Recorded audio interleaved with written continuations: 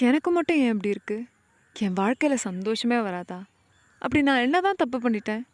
இப்படி இந்த மாரி கேள்வியெல்லாம் வச்சிருக்கக்கூடிய மைண்ட் செட்ல நீங்க இருக்கீங்களா? அப்ப தக்காளி உனக்கு தான்யா இந்த வீடியோ. உங்க வாழ்க்கையில ரொம்ப கஷ்டம் இருக்குன்னா, உங்க பக்கத்து வீட்லயோ, எதிர் வீட்லயோ, ஏன் உங்க வீட்லயே கூட ஒரு குழந்தை இருந்தா, அந்த குழந்தைய போய் பாருங்க.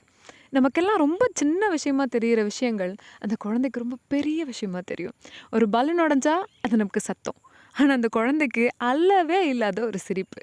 பபிள்ஸ் ஊதினா, நமக்கு வர சோப்பு நுரை. ஆனா, அதுக்கு சொர்க்கமே அதுதான். அப்படி சின்ன சின்ன விஷயத்துலயுமே சந்தோஷத்த தேடி கண்டுபிடிக்கிறது தான் ஒரு குழந்தையோட தன்மை.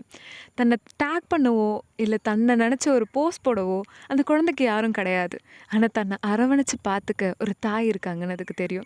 அப்படி எல்லா விஷயத்துலயுமே ஒரு சந்தோஷத்த பார்க்கக்கூடிய அந்த குழந்தை தன்மை, அத தான் நம்ம இழந்துட்டோம். அதனால தான் டிப்ரஷன் அப்படிங்கிற வார்த்தைக்கான அர்த்தமே நமக்கு தெரியுது. இனிமேலாச்சு நமக்குள்ள இருக்கக்கூடிய அந்த இன்னர் சைல்ட திருப்பி எடுத்துட்டு வந்து, நம்ம சந்தோஷம் அப்படிங்கிறத சின்ன சின்ன விஷயத்துலயும் பார்க்க ஆரம்பிச்சா, நம்மளும் ஒரு குழந்தை தான். என்ன இந்த ஆட்டம் போதுமா குழந்தை?